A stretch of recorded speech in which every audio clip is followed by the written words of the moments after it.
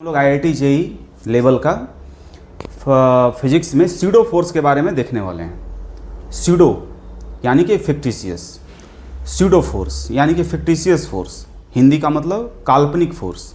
Physics तो सच्चाई यह है कि काल्पनिक चीज़ को भी एक नाम दे देता है। अगर भूत को भी आप भूत कहिएगा ना तो फिजिक्स उसको कहेगा कि हम भूत उत में विश्वास नहीं करते हैं। भूत कह रहे हैं आप, आपको डर लग रहा है, परेशानी हो रही है, तो हम इसको नेगेटिव एनर्जी बोलेंगे, लेकिन हम इसको भूत कह के काम नहीं चलाएंगे। हम कोई ना कोई लॉजिक ज़रूर देंगे कि चलो भाई।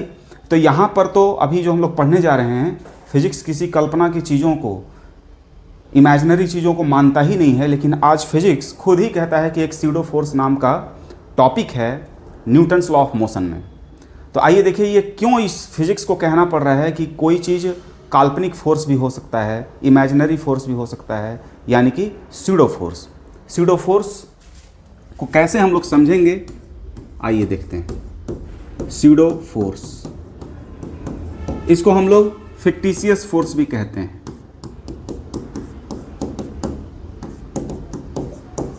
फिक्टिशियस फोर्स, इसको आइए समझते हैं कुछ इस तरह से कि हमारे पास एक ट्रक है और इस ट्रक पर एक किल ठोका हुआ है। इस किल से एक धागा बांधकर इस ब्लॉक को लगा दिया गया है। अब ये गाड़ी चलना शुरू होती है कुछ एक्सीलरेशन से, मान लीजिए कि 4 मीटर पर सेकंड स्क्वायर से। जब ये चलना शुरू होता है ट्रक 4 मीटर पर सेकंड स्क्वायर से, यानी एक्सेलरेशन, एक्सेलरेशन का मतलब है वेलोसिटी बढ़ रहा है, तो कोई दिक्कत नहीं है। रस्सी थोड़ा मजबूत है ऐसा मान के चल रहे हैं, अभी कोई दिक्कत नहीं है। सब ये जो ब्लॉक है इसकी मास मान लीजिए कि 10 kg है।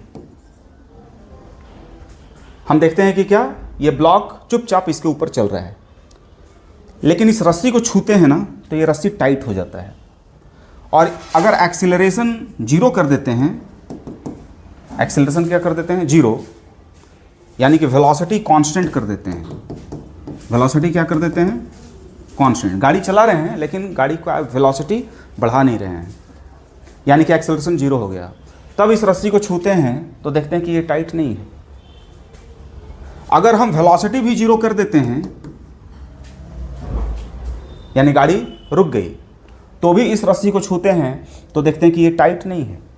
लेकिन जैसे ही इस गाड़ी को कुछ एक्सीलरेशन देते हैं, 4 मीटर पर सेकंड स्क्वायर, 5 मीटर पर सेकंड स्क्वायर, 1 मीटर पर सेकंड स्क्वायर, 0.5 मीटर पर सेकंड स्क्वायर, हम इस रस्सी को छूते हैं तो पता चलता है कि ये टाइट हो गया।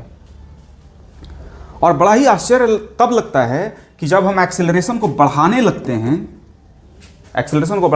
हैं, तो एक समय आने पर यह रस्सी टूट जाता है। एक बात बताइए, ये रस्सी क्यों टूटेगा? इस रस्सी को तोड़ने वाला कोई फोर्स आया होगा तभी तो ये रस्सी टूटा।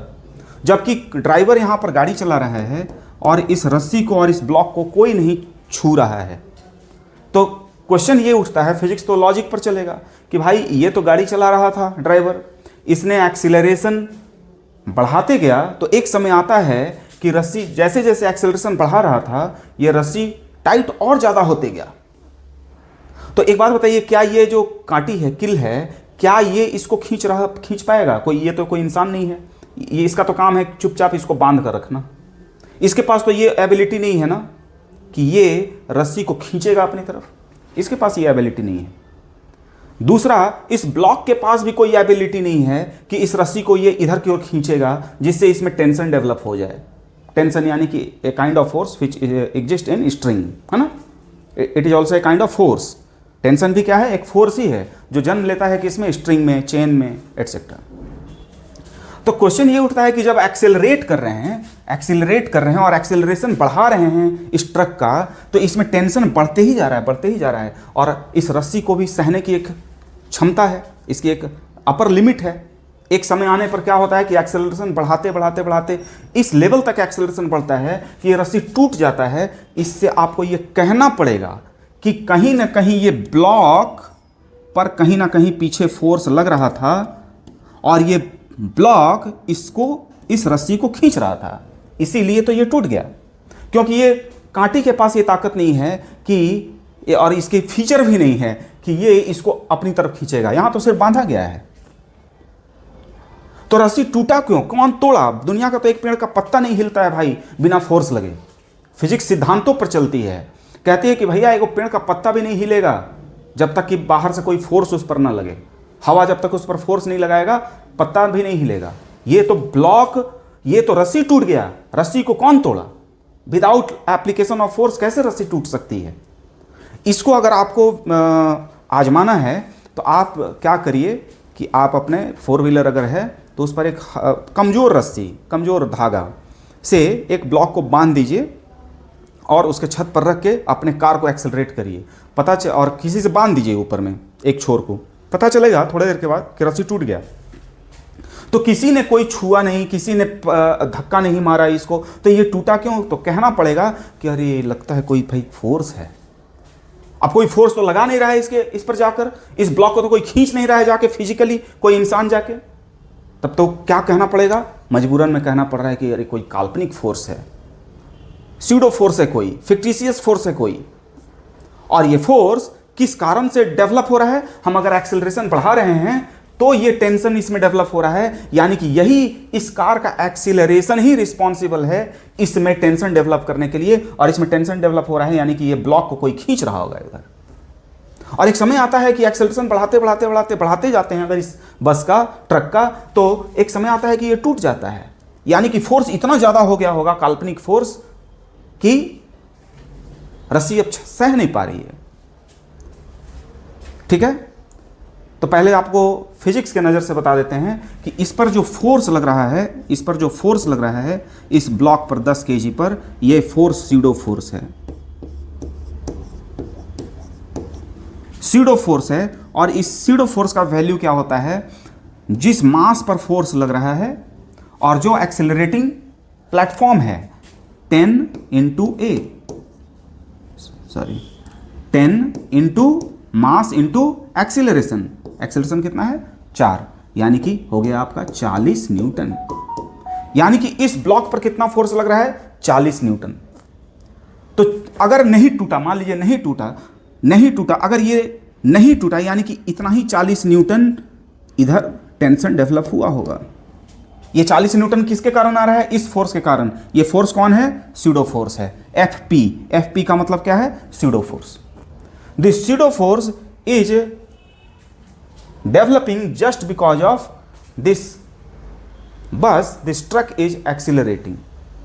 एंड स्यूडो फोर्स की जो डायरेक्शन हम लोग देख रहे हैं प्रैक्टिकली यहां पर, तो देख रहे हैं कि भाई ये रस्सी को टूट जाएगा एक समय में, यानी कि फोर्स इधर लग रहा होगा। तो हमको मजबूरन कहना पड़ेगा कि स्यूडो फोर्स का डायरेक्शन मूविंग ऑब्जेक्ट के एक्सीलरेशन के डायरेक्शन के ऑपोजिट में लगता है। मूविंग ऑब्जेक्ट, मूविंग प्लेटफॉर्म के एक्सीलरेशन के ऑपोजिट डायरेक्शन में स्यूडो फोर्स लगता है, ये हमको कहना पड़ेगा, क्योंकि एक समय आता है कि रस्सी टूटती है और ये ब्लॉक इधर मूव करने लगता है अगर आप एक्सीलरेशन बढ़ाते जाते हैं तो। अगर हम इस रस्सी को हटा दें,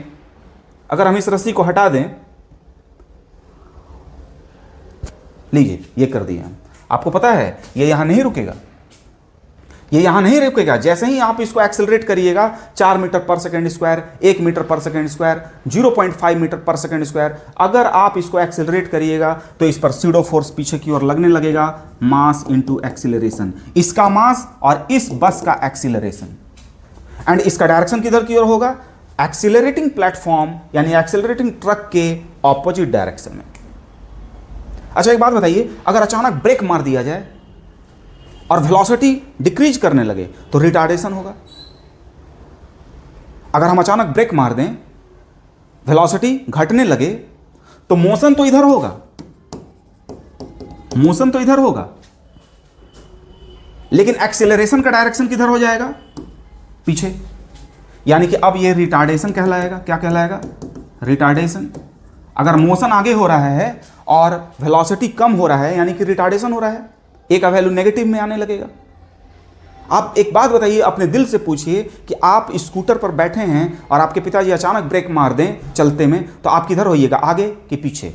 आपका दिल कहता है आगे। अरे वो आगे जो लगा था ना, आपको जो कर दिया, आपके पिताजी क्या खींचे थे आपको? वो जो लगा था ना वो स्यूडो फोर्स था।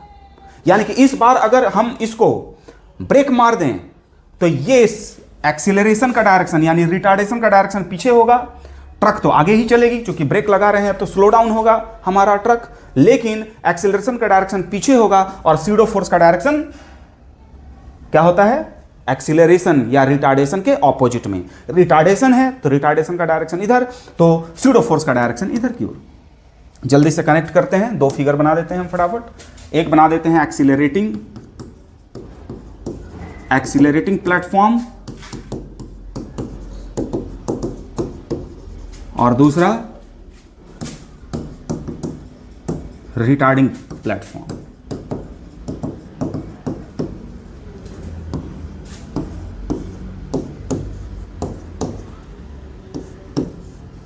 ये ब्लॉक है, नो फ्रिक्शन, सभी स्मूथ सरफेस हैं। सभी सरफेस क्या है, स्मूथ सरफेस है सारा, नो फ्रिक्शन। और यहां पर मोशन आगे हो रहा है, लेकिन रिटार्डेशन है तो ए का डायरेक्शन पीछे है, तो स्यूडो फोर्स किधर की ओर लगेगा, एफ स्यूडो फोर्स आगे लगेगा। और स्यूडो फोर्स कितना लगेगा, इसका मास और इसका एक्सीलरेशन। अगर एक्सीलरेटिंग ऑब्जेक्ट है, यहां पर ये रिटार्ड कर रहा था, यानी कि आप ब्रेक अप्लाइड।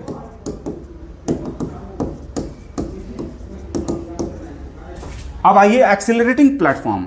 एक्सीलरेटिंग प्लेटफॉर्म का मतलब क्या है कि ये मोशन आगे हो रहा है, ड्राइवर साहब खूब एक्सीलरेटर दबाए हैं, वेलोसिटी भी इधर, एक्सीलरेशन भी इधर। इसमें क्या होगा, वेलोसिटी आगे की ओर होगा, है ना, इसमें वेलोसिटी किधर की ओर होगा, आगे की ओर होगा। और एक्सीलरेशन का डायरेक्शन क्या होगा, पीछे, क्योंकि आप ब्रेक लगाए हैं तो मोशन के ऑपोजिट डायरेक्शन में एक्सीलरेशन का डायरेक्शन होगा, और इसको रिटार्डेशन कहते हैं। अगर वेलोसिटी आप बढ़ा रहे हैं तो एक्सीलरेशन का भी डायरेक्शन इधर ही होगा, एक्सीलरेट कर रहे हैं। अगर इस पर आप कोई ब्लॉक रखे हैं तो स्यूडो फोर्स किधर की ओर लगेगा, ये मास है, pseudo force will act in opposite direction of acceleration. Acceleration का डायरेक्शन आगे है तो स्यूडो फोर्स पीछे लगेगा। कोई दिक्कत? और स्यूडो फोर्स की वैल्यू हमेशा क्या होगी, स्यूडो फोर्स की वैल्यू हमेशा क्या होगी, ये मास और इस ट्रक का एक्सीलरेशन, मास इनटू एक्सीलरेशन। इतना ये मजेदार है कि आप बिना किसी चीज को छुए, बिना किसी चीज को ठोके बहुत चीजों को ना एक साथ चला सकते हैं। आइए छोटा छोटा एग्जांपल देखते हैं, है ना, छोटा छोटा एग्जांपल देखते हैं स्यूडो फोर्स का। चलिए एक क्वेश्चन करते हैं लिफ्ट का, लिफ्ट एंड मैन केस। आप बताइए, ये एक लिफ्ट है, इस लिफ्ट पर वो मशीन रखा हुआ है वेट मेजर करने वाला। ये लिफ्ट एक्सीलरेट हो रहा है ऊपर की ओर, यहां पर एक आदमी खड़ा है, इसका मास m है। ये लिफ्ट ऊपर की ओर एक्सीलरेट हो रहा है और इस पर मास m रखा हुआ है जो कि आदमी का मास है। बताइए, अगर हम a को हटा के a 0 कर दें और भी 0 कर दें, यानी कि हम केस लेते हैं रेस्ट का, यानी कि लिफ्ट रेस्ट में है, तो वेटिंग मशीन पर नॉर्मल फोर्स जो लगेगा वो कितना लगेगा दिखाते हैं। इस आदमी का फ्री बॉडी डायग्राम बनाइए। नॉर्मल फोर्स ऊपर लगा, कौन लगाया, by this waiting machine. mg किधर की ओर लगा, नीचे की ओर, तो n इक्वल टू किसके बराबर हो जाएगा, mg के। अब वेटिंग मशीन कितना रीडिंग देगा, वेटिंग मशीन उतना ही रीडिंग देगा जितना ये आदमी इस पर फोर्स लगा रहा था। तो नॉर्मल फोर्स किसने लगाया था, वेटिंग मशीन ने, तो आदमी भी उतना ही न्यूटन थर्ड लॉ के अनुसार नीचे फोर्स लगाएगा। और जितना फोर्स लगाएगा वेटिंग मशीन पर,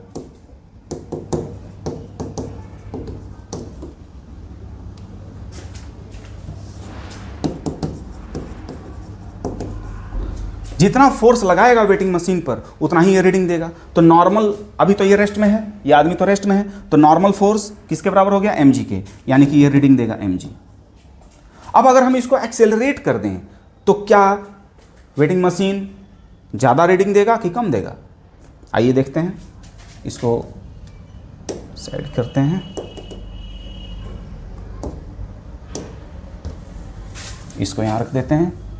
अब आइए केस देखते हैं। ये ऊपर जाने लगा, ये आदमी खड़ा है कहाँ पर, वेटिंग मशीन पर।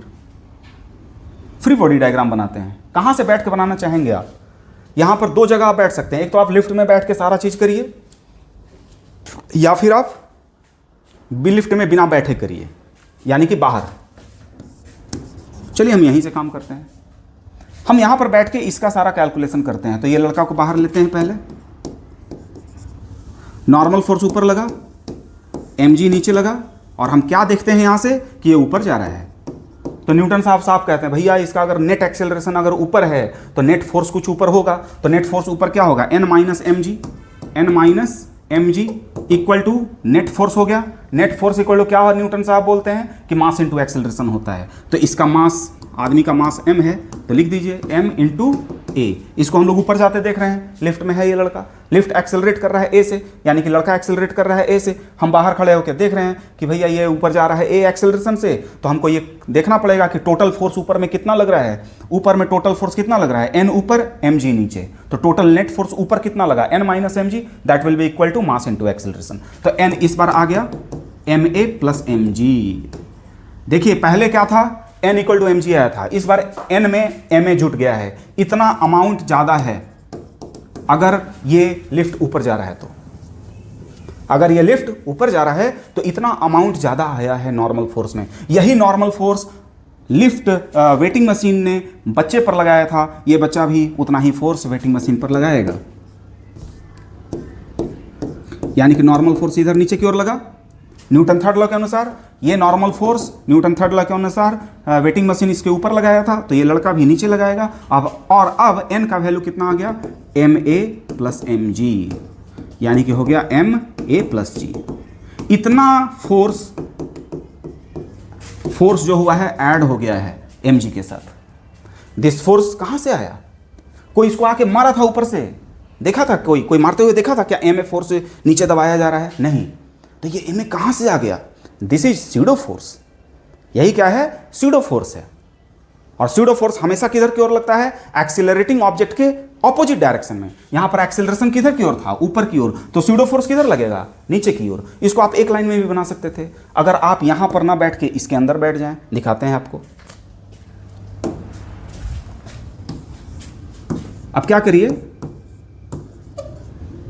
आप यहीं बैठ जाइए, आप ऑब्जर्वर हैं, ऑब्जर्वर हैं। इस लड़के पर फोर्स आप यहां से बैठ के देख रहे हैं, तो क्या देखिएगा, ये वेटिंग मशीन, इस पर ऊपर फोर्स लगा रहा होगा नॉर्मल। यहां पर इसको लेते हैं, ये आप हैं ऑब्जर्वर, आप इसके बारे में बात कर रहे हैं, यहां पर आप इसके बारे में बात कर रहे हैं यहां पर अलग से, है ना। तो क्या देख रहे होंगे आप, नॉर्मल फोर्स ऊपर लगा, mg तो नीचे हमेशा हर वक्त लगेगा ही, और चूंकि एक्सेलरेट कर रहा है हमारा लिफ्ट ऊपर की ओर, तो स्यूडो फोर्स किधर लगता है, एक्सेलरेटिंग ऑब्जेक्ट के डाउनवर्ड, ऑपोजिट, एक्सेलरेटिंग ऑब्जेक्ट के एक्सेलरेशन के ऑपोजिट में लगता है, एक्सेलरेशन के डायरेक्शन के ऑपोजिट में लगता है। तो एक्सेलरेशन किधर है, ऊपर की ओर, तो स्यूडो फोर्स किधर लगेगा, ma नीचे। ये क्या है हमारा, f स्यूडो, ये स्यूडो फोर्स है। यानी कि नॉर्मल फोर्स किसके बराबर हो गया, नॉर्मल फोर्स हो गया mg प्लस ma के बराबर हो गया, तुरंत बन गया ये। यहां पर आप ये नहीं लिखे हैं, ये नहीं लिखे हैं n minus mg equal to ma, ये न्यूटन लॉ ऑफ मोशन है। न्यूटन लॉ ऑफ मोशन कहां से लिखा जाता है हमेशा, ये कहां से लिखे थे आप, ग्राउंड पर बैठ के लिखे थे। कहां पर बैठ के लिखे थे, ग्राउंड पर बैठ के लिखे थे। और ग्राउंड को क्या माना गया है, inertial reference frame, inertial reference frame. और इनर्शियल रेफरेंस फ्रेम किसे कहते हैं, वहां पर खड़े हैं जहां पर वेलोसिटी जीरो है, वेलोसिटी जीरो है या फिर वेलोसिटी कांस्टेंट है। अगर वेलोसिटी कांस्टेंट है या फिर जीरो है तो हम कहते हैं कि वो इनर्शियल रेफरेंस फ्रेम खड़े हैं, जो कि जिसका वेलोसिटी या तो जीरो है या वेलोसिटी कांस्टेंट है, तो इसको इनर्शियल रेफरेंस फ्रेम बोलते हैं। देखिएगा, वेलोसिटी बोल रहे हैं, स्पीड नहीं। वेलोसिटी का मतलब होता है स्पीड भी कांस्टेंट और डायरेक्शन भी कांस्टेंट। अगर किसी जगह पर आप खड़े होकर किसी चीज को ऑब्जर्व कर रहे हैं और जिस जगह पर आप खड़े हैं उसको बोलेंगे रेफरेंस फ्रेम। ये reference frame inertial reference frame कहला सकता है अगर ना ही ये चल रहा है और ना ही या फिर इसका वेलोसिटी कांस्टेंट है। जिस जगह पर आप ऑब्जर्वर खड़ा होकर किसी चीज को ऑब्जर्व करता है, अगर वो चीज का वेलोसिटी जीरो है तो वो इनर्शियल रेफरेंस फ्रेम कहलाएगा, या फिर उसका वेलोसिटी कांस्टेंट है। वेलोसिटी कांस्टेंट बोल रहे हैं, स्पीड नहीं, स्पीड कांस्टेंट नहीं बोलिएगा। अगर इनर्शियल रेफरेंस फ्रेम बोलना है तो वेलोसिटी कांस्टेंट होना चाहिए। वेलोसिटी कांस्टेंट होने का मतलब क्या होता है कि उसका स्पीड भी कांस्टेंट है और डायरेक्शन भी कांस्टेंट है। ऐसी जगह पर खड़े होके आप कोई भी ऑब्जर्वेशन कर रहे हैं फिजिक्स में, तो आप उसको इनर्शियल रेफरेंस फ्रेम बोलिएगा। अगर आप किसी ऐसे जगह खड़े हो जाते हैं जो एक्सीलरेट कर रहा है, यानी कि वेलोसिटी चेंज कर रहा है, वेलोसिटी चेंज कर रहा है, तो ऐसे रेफरेंस फ्रेम को हम लोग नॉन इनर्शियल रेफरेंस फ्रेम कहते हैं। और नॉन इनर्शियल रेफरेंस फ्रेम से आप न्यूटन्स लॉ ऑफ मोशन नहीं लिख सकते हैं। नॉन इनर्शियल रेफरेंस फ्रेम से आप F net equal to mass into acceleration लिख ही नहीं पाइएगा, ठीक है। F net equal to mass into acceleration कहां के लिए बना है, कहां पर खड़े होकर लिखने के लिए बना है? इनर्शियल रेफरेंस फ्रेम, यानी कि जहां पर आप खड़े हैं वो चीज या तो रेस्ट में है या फिर चल भी रहा है तो कांस्टेंट वेलोसिटी से चल रहा है, ठीक है। तो आप लोग इतना पहले नोट करिए, ठीक है। तो अभी लिफ्ट क्या कर रहा था? ऊपर जा रहा था। तो क्या हो गया? वेटिंग मशीन का रीडिंग बढ़ गया, क्योंकि स्यूडो फोर्स किधर की ओर लगा? एक्सीलरेशन के डायरेक्शन के ऑपोजिट में, एक्सीलरेशन के डायरेक्शन के ऑपोजिट में, रिटार्डेशन के डायरेक्शन के ऑपोजिट में। Pseudo force always acts in opposite direction of acceleration और रिटार्डेशन। क्या इसको लड़का और लड़की को हम क्या ह्यूमन बीइंग नहीं बोल सकते हैं? एक नाम से नहीं बुला सकते हैं? तो rate of change of velocity is called acceleration और retardation. Rate of change of velocity is called acceleration और रिटार्डेशन। मैंने फिजिक्स है भाई, हम लोग भी पढ़ाते पढ़ाते में गलत बोलते हैं, ठीक है। Rate of change of velocity, rate of change of velocity is called acceleration और रिटार्डेशन। ये भी वर्ड बोलना गलत है, बताइए क्यों? वेलोसिटी में दो चीज होता है, स्पीड को मद्देनजर रखते हुए अगर बात करेंगे तो एक्सेलरेशन और रिटार्डेशन कह सकते हैं। वेलोसिटी में तो स्पीड भी है, डायरेक्शन भी है, डायरेक्शन भी बदल गया तब तो वहां पर एक और सेंट्रीपिटल एक्सेलरेशन का जन्म हो जाएगा। माने फिजिक्स ऐसा चीज है कि इसमें बारीकी से अगर ध्यान से ना बोला जाए तो अर्थ का अनर्थ हो जाएगा। कोई साइंटिस्ट सुनेगा ना तो मारेगा दूध थप्पड़। ये माने इसी तरह का बात हो जाएगा ना कि गुनाह हो गया, क्योंकि बेचारा आविष्कार किया है ना, आविष्कार किया तो उसका दिमाग लहर जाएगा कि गलत गलत बोल रहा है। अब क्या होता है, बोलने के दौरान आदमी बोल देता है, अब बच्चा लोग को भी वो चीज़ सही ही लगेगा भाई। जब माने एक फ्लो में सही ही है, लेकिन एकदम माने कि कोई ढंग का आदमी सुनेगा तो बड़ी माने साइंटिस्ट होगा तो मार देगा, गोली मार देगा यार। बोलेगा हम इतना मेहनत से आविष्कार किए हैं, आई बोलता है rate of change of velocity is called acceleration और रिटार्डेशन। नहीं, rate of change of increasing velocity, rate of change of velocity में यहाँ पर स्पीड का माने नजरिया है। स्पीड बढ़ेगा और घटेगा तो एक्सेलरेशन और रिटार्डेशन। और डायरेक्शन भी बदल रहा होगा तो तब तो सेंट्रीपिटल एक्सेलरेशन का जन्म हो जाएगा। बड़ी संभल के माने कि समझना है फिजिक्स को, है ना। तो फ्लो में बुलाया जाता है, वेलोसिटी स्पीड सब लगता है एक ही है। चलिए आइए बाय द वे इसको देखते हैं फटाफट। अब आइए lift goes down, lift goes down with acceleration A. अब क्या करते हैं, एक केस और लेते हैं। इस बार क्या होगा, ये वेटिंग मशीन है आपका और ये लिफ्ट है। यहां पर क्या हो रहा है, ये नीचे की ओर जा रहा है, यहां पर लड़का खड़ा है। अब बताइए, वेटिंग मशीन तो रीडिंग उतना ही देगा जितना वेटिंग मशीन पर नॉर्मल फोर्स अपने पैर से बच्चा लगाएगा। तो चलिए ठीक है, पहले नॉर्मल फोर्स निकालते हैं। अब क्वेश्चन उठता है कहां से, कहां पर बैठ के? या तो इनर्शियल रेफरेंस फ्रेम यानी कि ग्राउंड, या तो नॉन इनर्शियल रेफरेंस फ्रेम यानी कि लिफ्ट के अंदर बैठ के। तो लिफ्ट के बाहर ही बैठ के पहले करते हैं। तो लिफ्ट के बाहर बैठ गए तो इनर्शियल रेफरेंस फ्रेम, IRF का मतलब इनर्शियल रेफरेंस फ्रेम। यहां से बैठ के अगर हम देखेंगे तो हमको ये लगेगा कि ये बच्चा नीचे आ रहा है। कितना एक्सेलरेशन से? A से। तो न्यूटन साहब कहते हैं भैया तब टोटल फोर्स निकालो, नीचे में कितना लग रहा है। तो आइए देखिए इसका फ्री बॉडी डायग्राम। N ऊपर लगा, mg नीचे लगा, तो नेट फोर्स नीचे कितना लगा? mg minus n equal to क्या होगा? m into A. इसलिए इस बार n कितना हो गया? mg minus ma। देखिए इस बार नॉर्मल फोर्स में mg में से ma अमाउंट क्या हो गया है? घट गया है। mg में से क्या हो गया है? ma अमाउंट घट गया है। इसलिए इस बार नॉर्मल फोर्स कम हो गया है। तो क्या होगा? लिफ्ट पर तो नॉर्मल फोर्स इधर लगेगा इसके पैर से, क्योंकि इस पर खड़ा है। कांटेक्ट फोर्स में नॉर्मल फोर्स ऊपर लगा आदमी पर, और आदमी उतना ही न्यूटन थर्ड लॉ के अनुसार नीचे लगाएगा। तो इस बार n equal to mg minus ma आ रहा है, यानी कि नॉर्मल फोर्स घट गया, यानी कि बच्चा ये पाएगा कि मेरा रीडिंग कम हो गया है। और ये ma क्या है? ma क्या है? क्या किसी ने इसको ऊपर उठाने के लिए कुछ मेहनत किया है कि कम हो गया, इस पर दबाओ, mg से दबा रहा था, उसमें से ma घट गया, तो क्या कि इसको कोई इसको ऐसे ऊपर में उठा रहा था क्या हल्का हल्का? नहीं ना, यही सीडो फोर्स है। अगर इसी चीज़ को अगर आप चाहते हैं कि तुरंत बना लें तो आप अपना रेफरेंस फ्रेम बदल दीजिए। रेफरेंस फ्रेम बदल दीजिएगा तो क्या हो जाएगा, देखिए आप यहाँ पर बैठ जाइए, लिफ्ट में यहाँ पर इसको बैठा दीजिए। अब ये एक्सेलरेट कर रहा है नीचे, तो इसको सीडो फोर्स किधर दीजिएगा, ऊपर। ये सीडो फोर्स हो जाएगा, FPSEUDO SIDO force. Normal force ऊपर लगेगा और mg तो नीचे ही लगता है। अब तो आप इसी में बैठे हैं तो इसको तो रेस्ट में देख रहे हैं, तो यानी कि टोटल फोर्स 0, ऊपर और नीचे का फोर्स मिला के 0। यही ना ये लड़का तो समझेगा, क्योंकि ये जो लड़का है ना, ये ऊपर से बैठा हुआ बच्चा को क्या लगेगा कि total force this equal to this, so I will balance this one, n plus ma equal to mg, so n will be equal to mg minus ma। So इस बार जो नॉर्मल फोर्स एक्सपीरियंस करेगा weighing machine, ये weighing machine जो है इसने normal force लगाया था, तो न्यूटन थर्ड लॉ के अनुसार ये लड़का भी इस पर नॉर्मल फोर्स लगाएगा, और जितना नॉर्मल फोर्स वेटिंग मशीन को मिलेगा वही रीडिंग देगा। तो इस बार वेटिंग मशीन को जो नॉर्मल फोर्स रिएक्शन मिल रहा है वो mg माइनस ma मिल रहा है। इस बार आप क्या देखते हैं कि mg में से कुछ घट गया है, यानी कि जो एक्चुअल वेट था उससे हमको कम वेट मिल रहा है, यानी कि नॉर्मल रिएक्शन फोर्स भी कम हो गया। कितना अमाउंट से, ma अमाउंट से। दैट्स वाई इस बार रीडिंग क्या हो जाएगा, कम आएगा। ठीक है, अब आपको हम यहाँ से लेके चलते हैं सीडो फोर्स का बहुत ही बढ़िया एप्लीकेशन। अगर कोई आदमी चाहता है कि बिना छुए किसी को हम नहीं चलने दें, तो ऐसा सुनने में आपको लगेगा कि क्या हो रहा है, तो फिजिक्स है भाई, फिजिक्स।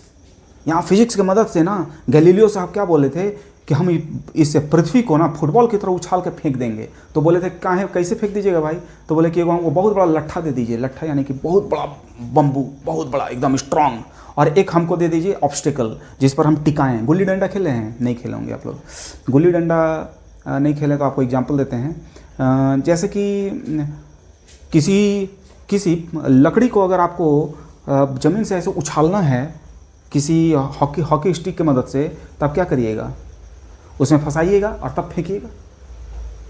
उसी तरह से उनका ये कहना था कि हमको बहुत बड़ा लकड़ी अगर एक मिल जाए। गुल्ली डंडा हम लोग खेलते थे बचपन में, आप लोग तो खेले नहीं, आप लोग तो मोबाइल का ना बच्चा हैं, मोबाइल खाली टिप टिपाते रहते हैं आप लोग, इसीलिए आप लोग का IQ नहीं बढ़ रहा है। गुल्ली डंडा, पिट्टो, लूडो, बम्पाटी, ये सब खेलिएगा ना तब दिमाग खुलता है बहुत ज़बरदस्त। ये सब तो खेल का नाम भी नहीं जानते होंगे आप लोग, बाय द वे। तो गैलीलियो साहब क्या बोले थे कि हमको एगो दे दीजिए बहुत बड़ा लट्ठा और एक ऑब्स्टिकल दे दीजिए। जैसे मान लीजिए कि ये ऑब्स्टिकल है और ये लट्ठा है, और ये जो है ना ये अर्थ है, ये वाला अर्थ है। वो क्या बोल रहे थे कि ऐसे हम फंसाएंगे, ये देखिए लट्ठा है, ये ऑब्स्टिकल है। वो बोले थे कि यहाँ पर ऐसे घुसाएंगे लट्ठवा को और यहाँ से इसमें अटकाएंगे पृथ्वी को और ऐसे उछाल देंगे। ये लट्ठा खूब बड़ा रहना चाहिए बस। चक्कर खोलते हैं, चक्का देखते हैं कैसा है, वो क्लैंपू टाइप का बना रहता है। बाय द, चलिए हम लोग टॉपिक पर आते हैं। बिना छुए हम चाहते हैं कि क्या करें, किसी को चलने नहीं दें। आइए देखते हैं क्या हम कहना चाहते हैं। Application of pseudo force, application of pseudo force. तो एप्लीकेशन ऑफ सीडो फोर्स में हम आपको अभी बताने जा रहे हैं wedge, mass and pseudo force.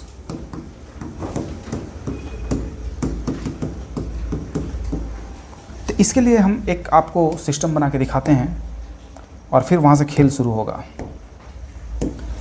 Veg, हमने ले लिया एक वेज,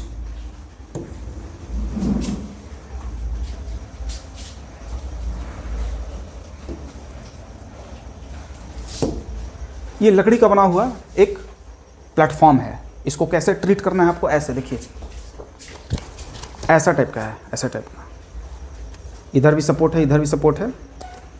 इस पर हम क्या करेंगे, इस पर हम एक रख देंगे ब्लॉक, कभी ऐसे ब्लॉक रख देंगे। बताइए क्या होगा, छोड़ देंगे तो क्या हो जाएगा, गिरने लगेगा। वही कहना चाह रहे हैं।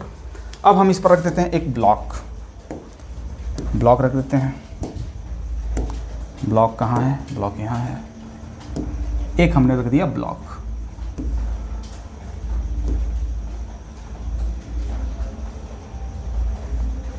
और ये इन दोनों, यहाँ पर जो एंगल है वो एंगल थीटा है। अब एक बात बताइए, आप फिजिक्स विजिक्स हटाइए अभी, आप केवल हमको ये बताइए कि अगर सरफेस स्मूथ है, क्या है, सरफेस स्मूथ है, सरफेस हमारा स्मूथ है, तो ये गिरेगा कि नहीं इधर गिरेगा?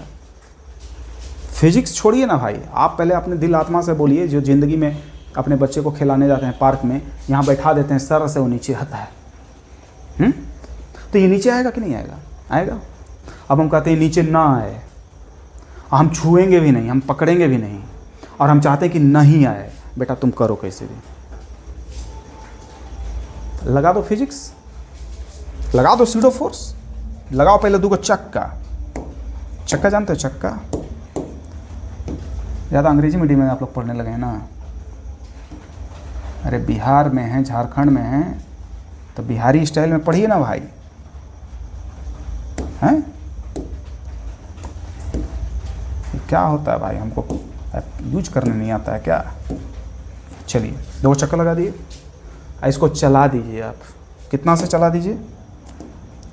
चला दीजिए आप एक्सीलरेशन ए से। तो ये अब अगर चलने लगा एक्सीलरेशन ए से, और ये ब्लॉक इस पर है, तो ये ब्लॉक कहाँ है? नॉन इनर्शियल रेफरेंस फ्रेम में। नॉन इनर्शियल रेफरेंस फ्रेम किसे कहते हैं? अगर कोई एक्सेलरेटिंग बॉडी पर बैठ गया, यानी कि ये ब्लॉक कहाँ बैठ गया बेचारा? एक्सीलरेटिंग प्लेटफॉर्म पर बैठ गया है, तो ये ब्लॉक इसको क्या बोलेगा? Non inertial reference frame. और क्या एक्सपीरियंस करने लगेगा? Pseudo force. क्या एक्सपीरियंस करने लगेगा? स्यूडो फोर्स एक्सपीरियंस करने लगेगा। तो स्यूडो फोर्स का डायरेक्शन किधर होता है? स्यूडो फोर्स का डायरेक्शन किधर होता है? Opposite to the direction of acceleration. यानी कि स्यूडो फोर्स मेरे भाई लगने लगेगा इधर। किस पर? इस ब्लॉक पर। अब एक बात बताइए, आप इसको ऐसे ट्रीट करिए कि कोई भूत, स्यूडो काल्पनिक भूत है ना, काल्पनिक होता है मेरे भाई, ये कौन सा लगाने लगा? Pseudo force. Pseudo force, pseudo force इधर लगने लगा। तो ऐसा ट्रीट करिए कि कोई इसको पकड़ के इधर खींचे हुए है, तो क्या पॉसिबिलिटी है कि ये इधर नहीं सरकेगा? अगर इधर इसको कोई खींच के ऐसे पकड़ ले, तो देयर इज ए पॉसिबिलिटी कि हो सकता है इधर ना सरके। है पॉसिबिलिटी, यानी रुकने का चांसेस अब बनता है। जबकि कोई चीज़ को इधर खींचा नहीं है। नॉन इनर्शियल रेफरेंस फ्रेम है ये वेज। इसको हम लोग क्या बोलते हैं? वेज। ये लकड़ी का जो टुकड़ा है ना, इसको वेज बोलते हैं। और ये तो ब्लॉक आप लोग जानते ही हैं बचपन से। ब्लॉक का मास m है, ब्लॉक का मास m है। mg नीचे लग रहा होगा, mg नीचे लग रहा होगा। वेज के केस में आप लोग जानते ही हैं कि mg का कंपोनेंट इधर की ओर क्या आता है? mg sine theta. और mg का कंपोनेंट इधर की ओर क्या आता है? इसके परपेंडिकुलर mg कॉस थीटा। अगर नहीं जानते हैं तो वही अभी हम आपको तुरंत बताते हैं। इधर पहले फटाफट आपको बता ही देते हैं। देखिए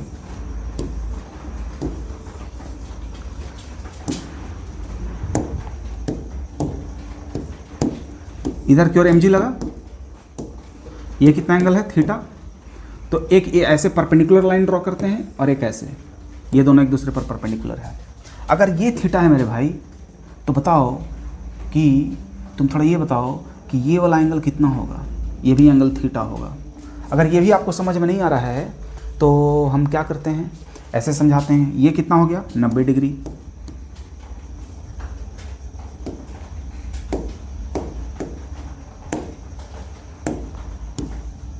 ये कितना एंगल हो गया? ये वाला एंगल कितना हो गया? 90 डिग्री।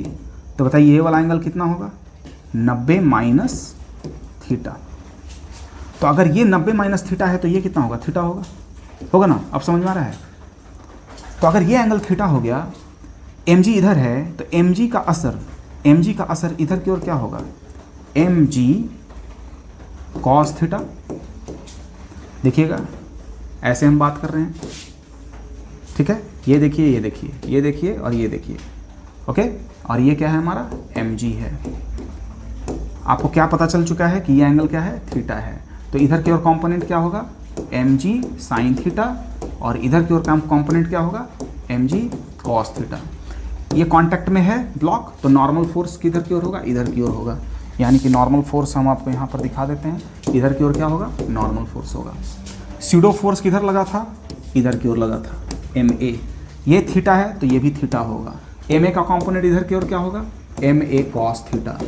एम ए का कॉम्पोनेंट इधर की ओर क्या होगा, एम ए का कॉम्पोनेंट इधर की ओर क्या होगा, M A sine theta. M G का कॉम्पोनेंट इधर की ओर क्या होगा, एम जी कॉस थीटा। यही पूरा कहानी है वेज मास और स्यूडोक में। इतना दिमाग में कर लीजिए बढ़िया से प्रैक्टिस। एम जी का कॉम्पोनेंट इधर M G sine theta cos theta लिख दिए हैं क्या, एम जी साइन थीटा। इस एम जी का कॉम्पोनेंट इधर की ओर रहा एम जी साइन थीटा, इधर की ओर क्या हुआ M G cos theta. M A force का स्यूडो फोर्स का कॉम्पोनेंट इधर की ओर क्या हुआ एम ए कॉस थीटा, इधर की ओर क्या हुआ एम ए साइन थीटा। यानी कि नॉर्मल फोर्स किसके बराबर हो गया, इन दोनों के सम के बराबर। और M A cos theta perhaps M G sine theta को बैलेंस कर रहा होगा। अब आइए फिर पीछे आते हैं यहाँ पर, तो फिर वही बात, एम जी का कंपोनेंट इधर हुआ M G cos theta, M G का कंपोनेंट हुआ इधर एम जी साइन थीटा, इधर की ओर फिर लगा आपका नॉर्मल फोर्स, इधर की ओर लगा आपका normal force perpendicularly, and M A का कंपोनेंट इधर की ओर हुआ। ये एंगल अगर थीटा है तो ये भी एंगल क्या होगा, थीटा ही होगा। ये भी एंगल क्या हो जाएगा, थीटा हो जाएगा। और एम ए का कंपोनेंट इधर की ओर हो जाएगा, एम ए का कंपोनेंट हो जाएगा इधर एम ए कॉस थीटा, और एम ए का कंपोनेंट इधर की ओर हो जाएगा एम ए साइन थीटा। हालांकि हमको इधर के डायरेक्शन से कोई मतलब नहीं है, हम चाहते थे कि ये ब्लॉक इधर न सरके, यानी कि एम जी साइन थीटा इसको इधर सरकाता और एम ए कॉस थीटा इसको रोकने के लिए सफिशियंट स्यूडो फोर्स का असर इधर देता। यानी एम ए कॉस थीटा अगर एम जी साइन थीटा को कैंसिल कर दे तो देयर इज ए चांस, और you can say with 100% confidence कि एम जी साइन थीटा अगर एम ए कॉस थीटा से कैंसिल हो जाता है तो ये ब्लॉक बेचारा यहीं रह जाएगा। तो पूछता है कि ए क्या होना चाहिए था, तो ए क्या होना चाहिए था, करिए M A cos theta equal to M G sine theta. यानी कि कितना आ गया बताइए, एम से एम कैंसिल, यानी कि ए इक्वल टू आ गया G sine theta divided by cos theta. यानी कि ए का वैल्यू जी टैन थीटा अगर होगा तो ब्लॉक नहीं गिरेगा। यानी कि ये जो वेज है और ये जो ब्लॉक है दोनों साथ साथ मूव करेगा एक्सीलरेशन ए से, और ये वेज इस पर नहीं सरकेगा। आप बिलीव नहीं करिएगा, आप अगर ए का वैल्यू बढ़ा दीजिएगा ना तो ऊपर भी जा सकता है। एम ए का component M A cos theta इतना ज़्यादा हो जाए, ए का वैल्यू इतना ज़्यादा कर दीजिए, इतना ज़्यादा कर दीजिए कि M A cos theta M G sine theta से बड़ा हो जाए, तो पता चलेगा कि उल्टा चलने लगा बिना छुए। क्वेश्चन देते हैं, आइए क्वेश्चन देते हैं। पहले सिंपल जो अभी क्वेश्चन जो थ्योरी किए, find out acceleration of wedge so that given system moves together। System क्या दिया है आपको, सिस्टम देता है आपको ये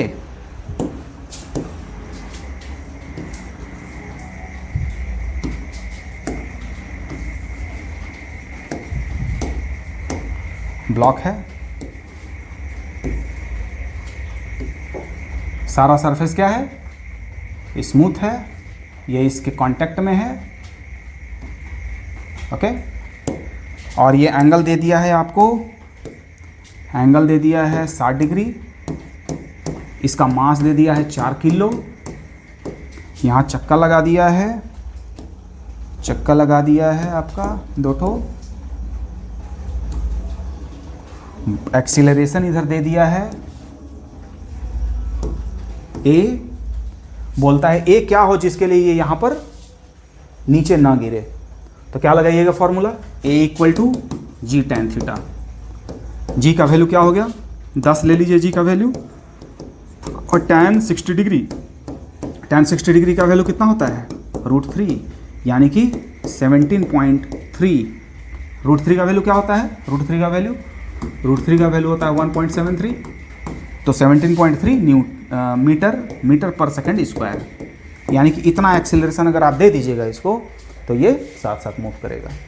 अगर आप इससे ज़्यादा दे दीजिएगा ना तो ऊपर जाने लगेगा, क्योंकि स्यूडो फोर्स का जो असर है, स्यूडो फोर्स का जो असर है इधर की ओर, स्यूडो फोर्स का जो असर इधर की ओर होगा एम ए, इसका कंपोनेंट इधर क्या आया था एम ए कॉस थीटा, और इधर क्या आया था एम जी साइन थीटा।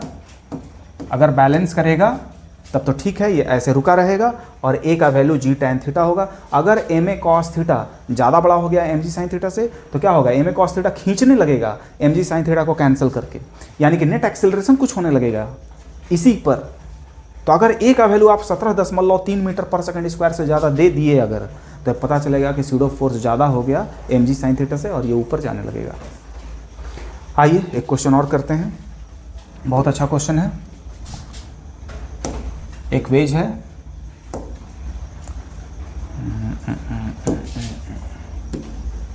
एक वेज है और एक ब्लॉक है।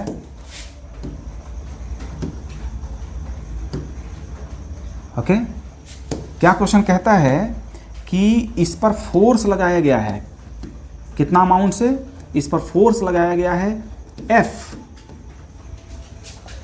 और ये एंगल थीटा है, ये मास M है और इसकी मास M है, कैपिटल M। कहता है कि कितना फोर्स लगाया जाए जिसके लिए बोथ कैन मूव टुगेदर, कितना फोर्स लगाया जाए इस वेज पर so that this capital M and small m can move together. कैसे बनाएंगे, सबसे पहले पूरा entire system is behaving like a m plus m, यानी कि टोटल मास कितना हो जाएगा m प्लस m, ये मास और ये मास मिलके, इन दोनों मास को साथ में चलना मांगता है ताकि तो बोलता है कि फोर्स क्या हो, what force must be applied so that both can move together, यानी कि टोटल ये जो सिस्टम है ये एक साथ चलना चाहिए, यानी कि total force equal to F equal to m plus m into A, यानी A इक्वल टू क्या आ गया F divided by m plus m। यानी कि अगर ये दोनों साथ में मूव करना चाहिए तो एक्सीलरेशन इतना प्रोड्यूस हुआ होगा, और यही एक्सीलरेशन के कारण इसमें स्यूडो फोर्स डेवलप करेगा जो इसको इधर नहीं गिरने देगा। यानी कि स्यूडो फोर्स जो लगने लगेगा, स्यूडो फोर्स लगने लगे इस पर इधर की ओर, इसी फोर्स के लगाने के कारण इतना एक्सेलरेशन डेवलप होगा, क्योंकि क्वेश्चन सेटर बोल दिया है कि दोनों को साथ में मूव करना है, तो ये फोर्स दोनों मास को ए एक्सेलरेशन से मूव कराने के लिए रिस्पॉन्सिबल होगा, और यही एक्सेलरेशन स्यूडो फोर्स इधर प्रोड्यूस करेगा एम ए, और ये एम ए स्यूडो फोर्स का कंपोनेंट फिर इधर की ओर होगा एम ए कॉस थीटा, और इस एम जी का कंपोनेंट जो होगा वो इधर की ओर होगा एम जी साइन थीटा, फिर वही पुराना कहानी, और फिर M A cos theta balance करना चाहिए एम जी साइन थीटा को। आपको बोला था एफ क्या चाहिए, तो ए का वैल्यू इतना पुट कर देते हैं जिससे मेरा काम बन जाएगा, तो फिर वही कहानी है, एम से एम काट दीजिए और A equal to A cos theta equal to G sine theta आ गया, और थीटा तो थीटा ही के रूप में रहने दीजिए, ए का वैल्यू पुट कर दीजिए F divided by capital M plus small M cos theta equal to G sine theta, यानी कि एफ इक्वल टू आ गया आपका G times M plus M sine theta by cos theta tan theta. इतना force हमको लगाना हो, इतना फोर्स अगर हम लगाएंगे तो ये दोनों सिस्टम एक साथ मूव करेगा।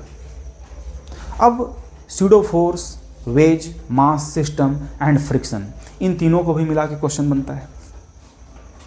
ये सब बेसिक क्वेश्चन है स्यूडो फोर्स के लिए। एक बार क्वेश्चन इंजीनियरिंग में आया था आईआईटी में, आप लोगों को दिखाते हैं, लेकिन उसके लिए स्यूडो फोर्स की ज़रूरत होगी, है ना, स्यूडो फोर्स बोल रहे हैं, फ्रिक्शन फोर्स की ज़रूरत होगी। Without friction force pseudo force वहाँ पर यूज नहीं कर सकते हैं। ठीक है, अभी क्या करते हैं ना, आप लोग इतना जो पढ़ा है वो सारे को नोट करिए अच्छा से। ये स्यूडो फोर्स का बेसिक क्वेश्चन, स्यूडो फोर्स का यूज करके बेसिक क्वेश्चन अभी आपको सिखाया गया है। अभी कैसे स्यूडो फोर्स और वर्क करता है उसको हम लोग देखेंगे।